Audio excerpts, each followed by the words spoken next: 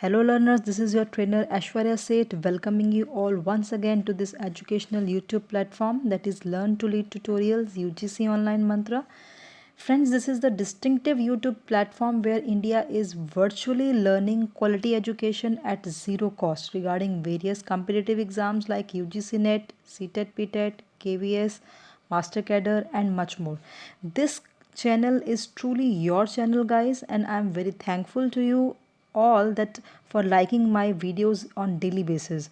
So in the last video named research process part 1, I taught you the first 5 steps of research process, which is the topic under research aptitude, that is unit 2 of UGC paper 1. So in this video I will cover the remaining part of research process, that is from 6 to 10 remaining steps of research. This process of research is really very important because one question will definitely come in the UGC exam. So let's start with the presentation. So this is process of research part 2, right?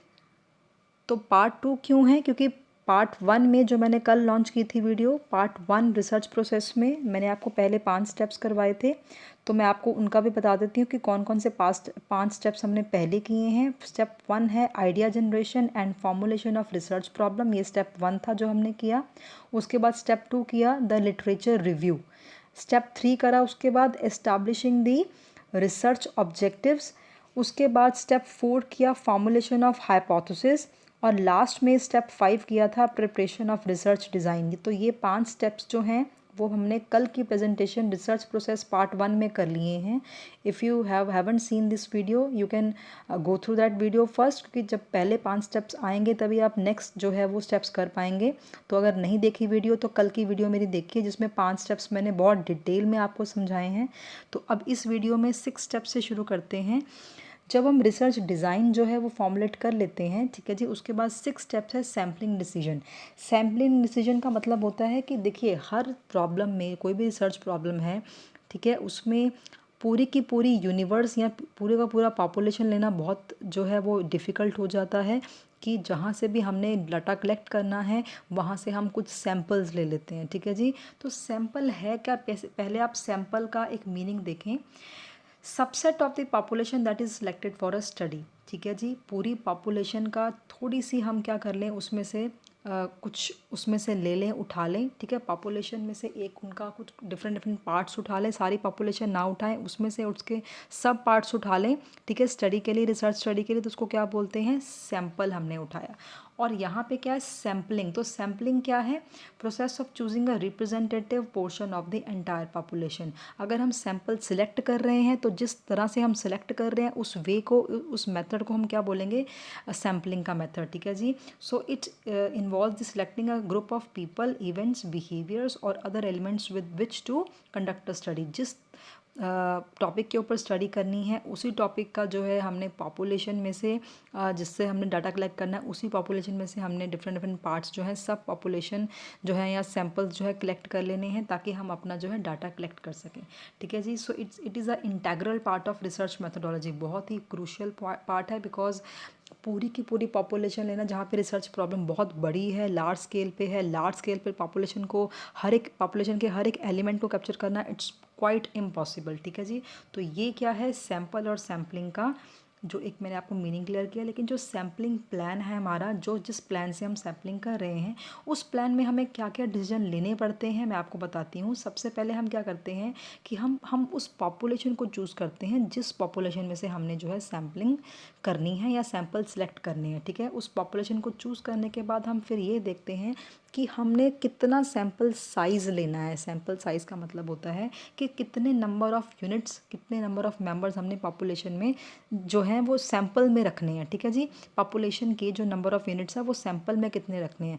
यहाँ पे हम ये देखते हैं, वैसे तो जो as per research के जो बिल्कुल आइडियल जो है पॉपुलेशन में से जो सैंपल साइज़ लेते हैं वो 10% of the population desirable level पे होना चाहिए, ठीक है जी। सपोज़ मेरे कहने का मतलब है अगर 1000 की पॉपुलेशन है तो उसका 10% मीन्स 100 का सैंपल लेना बहुत ही ज़रूरी है, तभी वो पूरी पॉपुलेशन को रिप्रेजेंट कर पाएगा। अगर हम 1000 की पॉपुलेशन में से कोई 5 या 10 निकालते हैं तो वो इतने छोटे लेवल पे जो है वो साइज़ जो है पूरी पॉपुलेशन को रिप्रेजेंट नहीं कर पाएगा। तो डिज़ायरेबल लेवल क्या है, ये क्वेश्चन भी आ चुका है यूजीसी एग्जाम में कि 10% of the population should be the sample size, it is the desirable और आइडियल सैंपल साइज। तो वो हम लेंगे और नेक्स्ट में क्या करेंगे कि कौन से मेथड से हमने जो है वो सैम्पलिंग प्रोसीजर करना है, कौन सी टेक्निक सैम्पलिंग टेक्निक जो है हमने लगानी है, मेथड कौन सा लगाना है। तो सैम्पलिंग टेक्निक जो है वो बेसिकली आप स्क्रीन पे देख रहे हैं, दो तरह की होती है सैम्पलिंग टेक्निक, मतलब किस मेथड से हम सैंपल सेलेक्ट करते हैं। दो तरह की होती है, प्रोबेबिलिटी और दूसरी है नॉन प्रोबेबिलिटी। तो प्रोबेबिलिटी का मतलब होता है यहाँ पे अगर हम फर्स्ट पार्ट देखें कि हम रैंडमली कुछ भी पॉपुलेशन में से उठा रहे हैं, उसमें हमने कोई बायसनेस नहीं करी है, ठीक है। विदाउट बायस हम रैंडमली सबको इक्वल चांस दे रहे हैं प्रोबेबिलिटी सिलेक्शन में कि कोई भी जो है वो यूनिट सेलेक्ट हो जाए। और नॉन प्रोबेबिलिटी का क्या मतलब है कि हम सबको इक्वल चांस नहीं दे रहे हैं और हम क्या कर रहे हैं अपने सहूलियत के अकॉर्डिंगली या अपनी कन्वीनियंस के अकॉर्डिंगली या अपनी ही परसेप्शन के अकॉर्डिंगली जो हमें अच्छा लग रहा है उसको उठा रहे हैं और उसमें बायसनेस दिखा रहे हैं। वो क्या है, नॉन प्रोबेबिलिटी सैम्पलिंग। अब यहाँ पे दोनों के बहुत सब पार्ट्स हैं। प्रोबेबिलिटी की बात करें तो उसमें 5 तरह की जो है प्रोबेबिलिटी सैम्पलिंग टेक्निक्स होती हैं, simple, stratified, systematic, cluster and multi stage. और अगर हम दूसरी बात करें नॉन प्रोबेबिलिटी के तो उसमें 4 टेक्निक्स होती हैं, purposive sampling, convenient, quota and snowball. तो यहाँ पे थोड़ा सा डिटेल में कर लेते हैं बिकॉज कई बार इस पर्टिकुलर जो है चीज़ों में से भी क्वेश्चन आ सकता है। तो सबसे पहले हम क्या करें, प्रोबेबिलिटी टेक्निक्स कर रहे हैं। उस प्रोबेबिलिटी टेक्निक्स में फर्स्ट टेक्निक कर रहे हैं रैंडम सैम्पलिंग। ये तो बिल्कुल सिंपल है, जैसे इसका नाम है रैंडम। रैंडम का मतलब होता है कि लॉटरी वाइज, जैसे हम लॉटरी नहीं निकालते, जैसे लॉटरी डालते हैं उसमें किसी की भी लॉटरी निकल सकती है। तो यहाँ पे भी पॉपुलेशन में कोई सा भी यूनिट जो है वो रैंडमली हम उठा सकते हैं। तो यहाँ पे सबको इक्वल चांस मिलता है और यहाँ पे क्या है, independent chance of being selected, means कोई भी चांस किसी दूसरे के चांस के ऊपर डिपेंडेंट नहीं होता, सबको इक्वल चांस मिलता है। Just as a lottery system हम जो है वो यूनिट्स उठाते हैं पॉपुलेशन में से। It's very easy to conduct और बहुत ही जो है इसमें true representativeness of the population हमें मिलती भी है, ठीक है जी। नेक्स्ट क्या है, स्ट्रेटिफाइड रैंडम सैम्पलिंग। यहाँ पे क्या है, ये दूसरी टेक्निक है। सो पॉपुलेशन इज डिवाइडेड इनटू 2 और मोर ग्रुप्स कॉल्ड स्ट्राटास। यहाँ पे एक इसका नाम है स्ट्रेटिफाइड।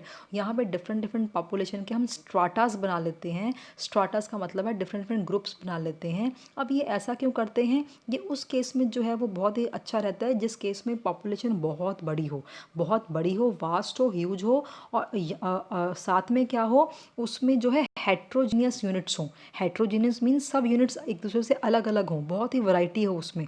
तो हेट्रोजीनियस यूनिट्स यहाँ पे हों और पॉपुलेशन बहुत वास्ट हो, ह्यूज हो, वहाँ पे हम स्ट्रेटिफाइड सैम्पलिंग जो है यूज़ करते हैं अकॉर्डिंग टू सम क्राइटेरियन। कुछ हम क्राइटेरिया डिसाइड कर लेते हैं, जैसे आप स्क्रीन पे देख रहे हैं, सच एज कोई भी, जैसे फॉर एग्जांपल जोग्राफिक लोकेशन है, ग्रेड लेवल है, एज है और इनकम है। इस तरह का हम पहले कोई क्राइटेरिया जो है डिसाइड करके उस क्राइटेरिया के ऊपर जो है वो स्ट्राटास बनाते हैं। फॉर एग्जांपल मैं यहाँ पे एग्जांपल लेती हूँ, अगर सपोज हमने ग्रेड लेवल के क्राइटेरियाज लिए, ग्रेड लेवल का मतलब होता है फॉर एग्ज़ाम्पल हम कॉमर्स स्टूडेंट्स में ग्रेड लेवल पे देख रहे हैं कि ग्रेड 1 में कौन से स्टूडेंट्स आए हैं, मतलब अपनी परफॉर्मेंस वाइज ए प्लस किसने लिया है, ए ग्रेड किसने लिया है, बी ग्रेड किसने लिया है। तो ए प्लस का अलग स्ट्राटा बना लिया जिन्होंने ए प्लस ग्रेड लिया है, ए वाला अलग स्ट्राटा बना लिया जिनकी बी ग्रेड आई है परफॉर्मेंस वाइज, उनका अलग स्ट्राटा बना लिया जिनकी सी ग्रेड आई है परफॉर्मेंस वाइज, उनका अलग स्ट्राटा बना लिया। तो यहाँ पे हमने क्या किया, एक क्राइटेरिया सेट कर लिया कि हमने ग्रेड वाइज जो है स्ट्राटास बनाने हैं। तो स्ट्राटास बना लिए, उसके बाद जो है उन स्ट्राटास में से हम क्या करते हैं, हम रैंडमली जो है वो अपनी डाटा कलेक्ट करते हैं, रैंडमली सैम्पल्स जो हैं उसमें से सिलेक्ट करते हैं, ठीक है जी। तो ये भी सारे जितने भी हम टेक्निक्स कर रहे हैं इसमें जो है ये रैंडमली हम उठा रहे हैं विदाउट एनी बायसनेस। तो यहाँ पे थर्ड क्या है, क्लस्टर सैम्पलिंग। क्लस्टर सैम्पलिंग क्या है, it is defined as a sampling method where multiple clusters of people are created from a population where there are indicative of homogeneous characteristics, ठीक है जी, and have a equal chance of being a part of the sample. यहाँ पे अब cluster है, यहाँ पे अब स्ट्रेटिफाइड और क्लस्टर में एक सबसे पहला डिफरेंस आपने ये भी देख लिया स्क्रीन के ऊपर, यहाँ पे होमोजीनियस लिखा हुआ है, वहाँ पे स्ट्रेटिफाइड में मैंने बोला कि हेट्रोजीनियस जो है वो पॉपुलेशन होगी तो वहाँ पे स्ट्रेटिफाइड लगेगा। अगर होमोजीनियस पॉपुलेशन है, कम लेवल पे पॉपुलेशन है और जो यूनिट्स हैं पॉपुलेशन के आपस में बहुत मिलते जुलते हैं, सिमिलर हैं, होमोजीनियस हैं, तो वहाँ पे हम क्या करेंगे, क्लस्टर सैम्पलिंग लगाएंगे, जहाँ पे हम क्या करते हैं, cluster sampling is the extension of this simple random sampling.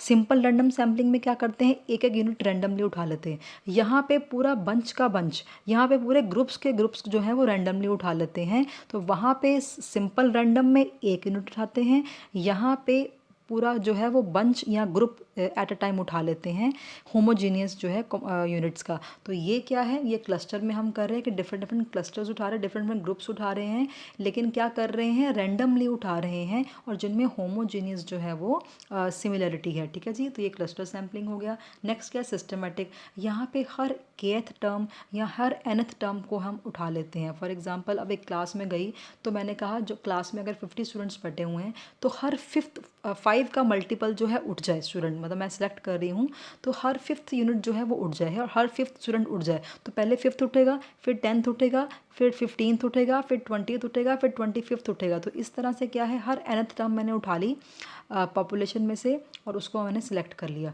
तो ये भी क्या है, इसमें बायसनेस की मतलब पूरी प्रॉबिलिटी में बायसनेस की कोई भी गुंजाइश नहीं है। हम हर एक क्राइटेरिया से जो है अलग अलग तरह की सैम्पलिंग से रैंडमली जो है वो सैंपल उठा रहे हैं, ठीक है जी। नेक्स्ट क्या है, लास्ट में इसका आ जाता है मल्टी स्टेज। मल्टी स्टेज का मतलब होता है ये थोड़ा सा कम्प्लेक्स होता है, इसमें टाइम एफर्ट और कॉस्ट थोड़ा सा ज़्यादा लगते हैं, बिकॉज ये कई कई बार क्या होता है, हम कई बार 3-4 सैम्पलिंग टेक्निक्स इकट्ठी चूज़ कर लेते हैं, क्योंकि हमारा जो डाटा है, हमारा पॉपुलेशन है बहुत सबसे वास्ट, सबसे ह्यूज, सबसे लार्ज, जब पॉपुलेशन का सामना करना पड़े हमें अपनी रिसर्च प्रॉब्लम को सॉर्ट आउट करने के लिए, तब हम मल्टी स्टेज लगाते हैं। मल्टी स्टेज का मतलब यहाँ पे क्या है, हम डिफरेंट डिफरेंट स्टेजेस में जो है वो ग्रुप्स को डिवाइड करते हैं। जैसे फॉर एग्जांपल मैं आपको एग्जांपल देती हूँ, आपको बहुत इजीली समझ आ जाएगा। अगर मैंने क्या करना है, पूरा फॉर एग्जांपल लुधियाना का जो है वो मैंने मार्केट जो है टेस्ट एंड प्रेफरेंसेस जो हैं उनके जो ईटेबल्स में या चिप्स में फॉर एग्जांपल मैंने उस पर रिसर्च करनी है, तो मैं क्या करूँगी, पूरा लुधियाना का एक एक मेंबर मैं जाके इंटरव्यू नहीं ले सकती, सबको मैं मिल नहीं सकती, तो उसमें क्या करेंगे कि पहले लुधियाना ले लेंगे, सबसे फर्स्ट स्टेज लगा लेंगे लुधियाना।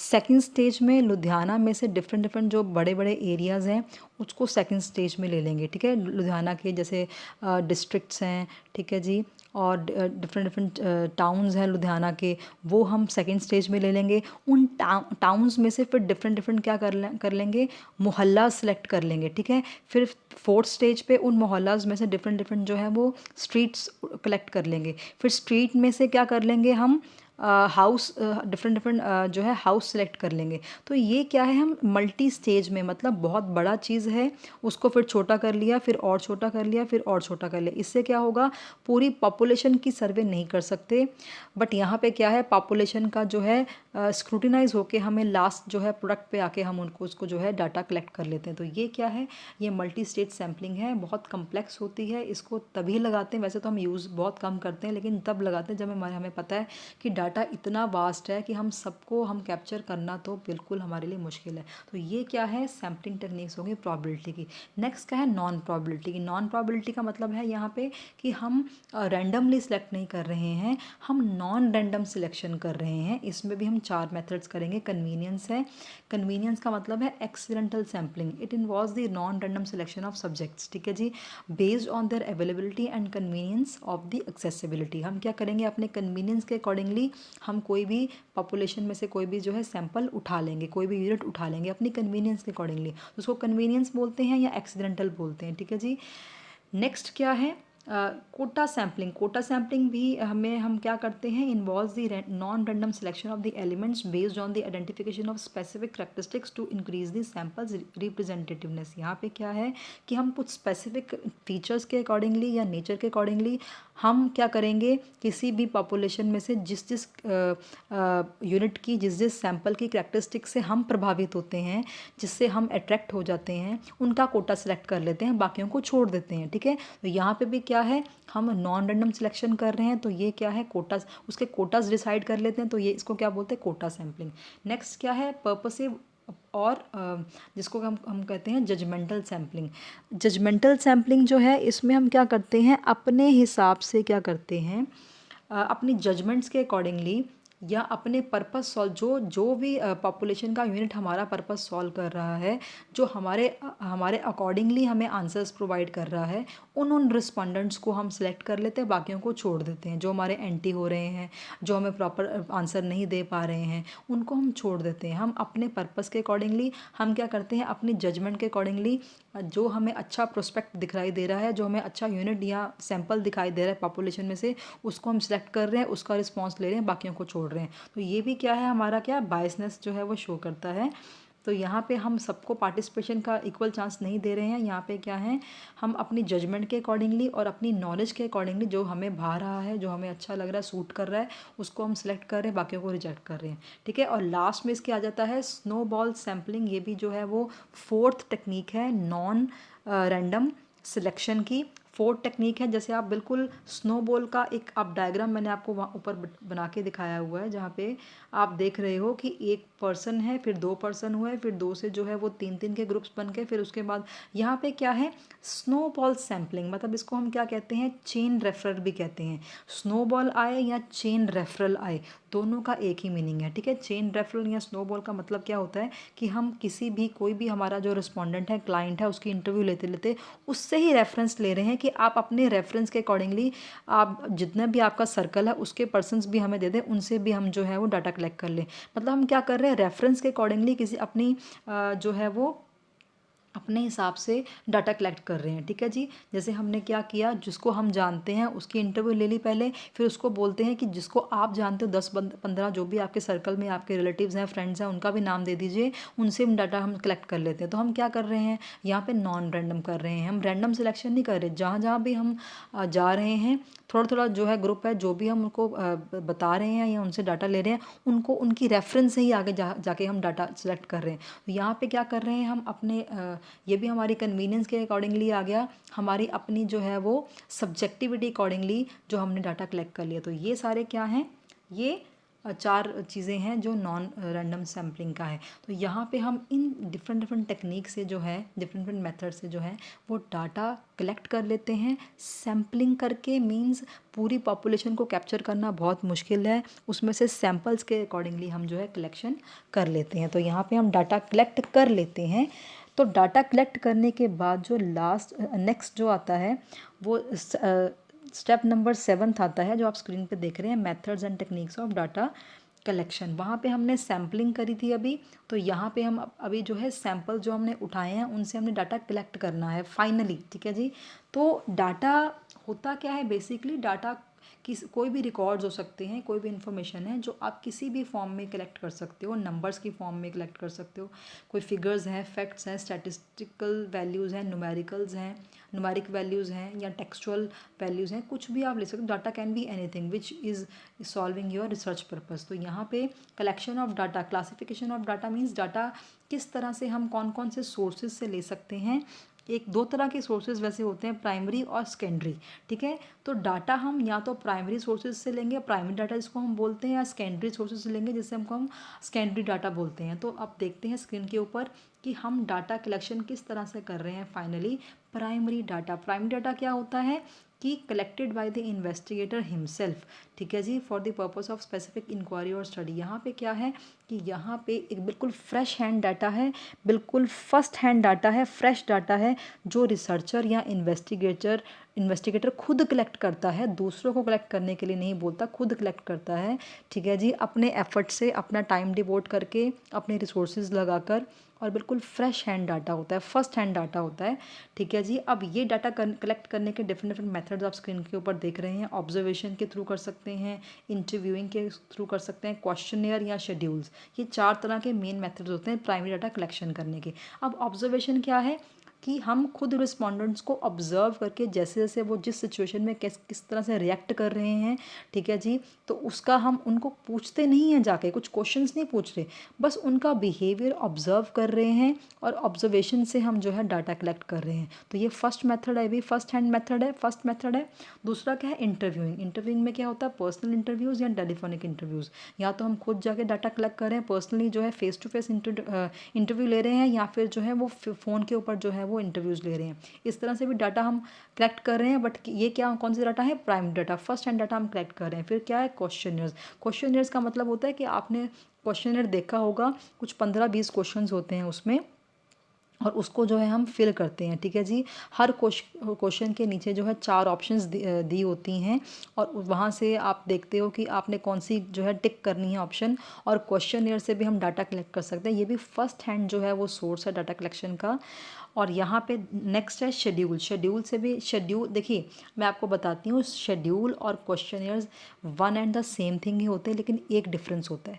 एक डिफरेंस क्या होता है, क्वेश्चनियर्स और शेड्यूल में सिर्फ एक डिफरेंस होता है कि जो शेड्यूल्स हैं हम खुद फेस टू फेस जाकर, खुद जहाँ से हमने डाटा कलेक्ट करना है वहाँ पे खुद जाकर, या अपने असाइंड इन्यूमिनेटर को भेजकर उससे जो है डाटा कलेक्ट करवाते हैं। उससे जैसे फॉर एग्जांपल मैं गई, ठीक है जी, मैं रिसर्चर हूँ, मैंने खुद जाके वहाँ पे लोगों को जो है वो एक फॉर्म दिया, और जो वो कहते गए वैसे वैसे मैंने जो है उनके आंसर्स जो हैं उनको मतलब वो रिस्पोंडेंट्स भी नहीं भरते कई बार, वो हम खुद भरते हैं, रिस्पॉन्स वो बोल रहे हैं और हम खुद भर रहे हैं, या हमारे सामने ही वो बैठकर भर रहे हैं। तो बिल्कुल अगर फेस टू फेस हमारा फिजिकल प्रेजेंस हो, सुपरवाइज़र की या इन्वेस्टिगेटर की या इनोमिनेटर की या फिर रिसर्चर की फिजिकल प्रेजेंस में कुछ भर रहे हैं, वो शेड्यूल है। और क्वेश्चनियर में फिजिकल प्रेजेंस हो भी सकती है और नहीं भी हो सकते। फॉर एग्जांपल ऑनलाइन आपको ईमेल्स के थ्रू भी बहुत सारे जो हैं वो क्वेश्चनियर्स आते हैं आपकी मेल में,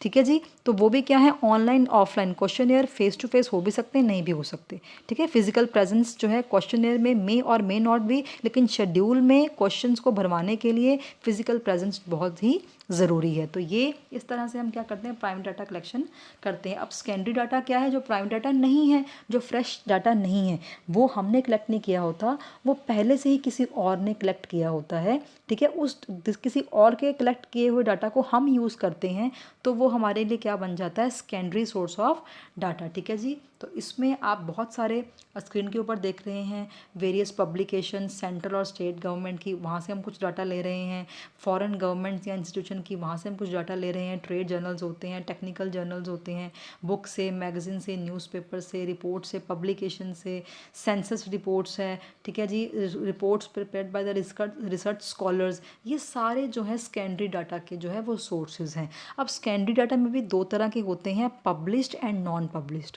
ठीक है, ध्यान से सुनिए, published secondary sources and non published secondary sources. Published में क्या होता है, जैसे न्यूज़पेपर है, मैगजीन है, ये पब्लिश हो चुके हैं, तो वहाँ से अगर डाटा हम ले रहे हैं तो उसमें परमिशन की ज़रूरत नहीं होती है। अगर अनपब्लिश्ड है, ठीक है, फॉर एग्जांपल कंपनी की कोई कॉन्फिडेंशियल रिपोर्ट है, ठीक है जी, कुछ स्टेट या सेंट्रल गवर्नमेंट की कुछ ऑथोराइज रिपोर्ट्स हैं, तो वो पब्लिक मतलब कि वो है तो सेकेंडरी डाटा ही है हमारा, लेकिन वो पब्लिश नहीं हुई हैं, अनपब्लिश्ड हुई हैं, तो उनको उनसे डाटा लेने के लिए हमें पहले गवर्नमेंट की या उस ऑर्गेनाइजेशन की परमिशन लेके फिर उस डाटा को हम फेच कर सकते हैं, उस डाटा से हम जो है वो कलेक्शन कर सकते हैं। तो इस तरह से हम क्या करते हैं, डाटा कलेक्ट करते हैं। ये 7 स्टेप था, ठीक है जी। अब 8 स्टेप पे नेक्स्ट स्टेप जो है मूव ऑन करते हैं, execution of the project. Execution of the project में क्या होता है कि यहाँ पे क्या है, final approval of the research proposal. यहाँ पे जो भी हमने रिसर्च प्रपोजल अभी तक बना लिया है डाटा कलेक्शन करके, उसकी फाइनल अप्रूवल के लिए हम वेट करते हैं, ठीक है जी, ताकि हम आगे फर्दर जो है वो एक्चुअल रिसर्च जो है कंडक्ट कर सकें।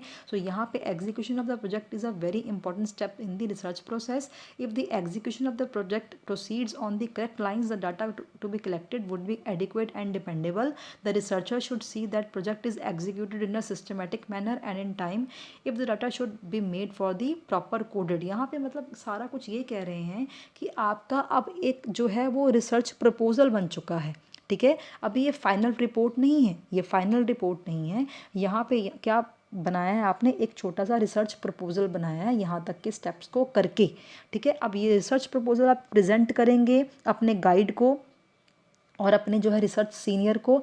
अगर यहाँ पे वो आप देखता है कि आपने क्या क्या करा है, कैसे कैसे डाटा कलेक्ट करा है, किस तरह से आपने मेथड्स लगाए हैं, कौन सा रिसर्च डिज़ाइन प्रिपेयर किया है, हाइपोथेसिस कैसे सेट किया, सारा कुछ देख के अगर वो सही उसको लगता है कि रिसर्च आप बिल्कुल सही मैनर से आप चल रहे हो स्टेप बाय स्टेप, और यहाँ पे जो रिसर्च प्रॉब्लम है उसको सॉल्व करने के हर तरह के जो है आपके एफर्ट्स सही हैं, तो वो इसको अप्रूव कर देता है। नहीं तो कोई ना कोई यहाँ पे आपका कुछ आपको रिजेक्शन कर देता है या आपको ये कहता है कि यहाँ पे कुछ रेक्टिफिकेशंस करने की ज़रूरत है, आप प्लीज़ इस तरह की रेक्टिफिकेशंस करके दोबारा लेके आइए प्रपोजल बना के, फिर मैं देखता हूँ। तो यहाँ पे फाइनल रिपोर्ट नहीं बनी है, ये क्या बनी है, प्रपोज्ड रिपोर्ट बनी है।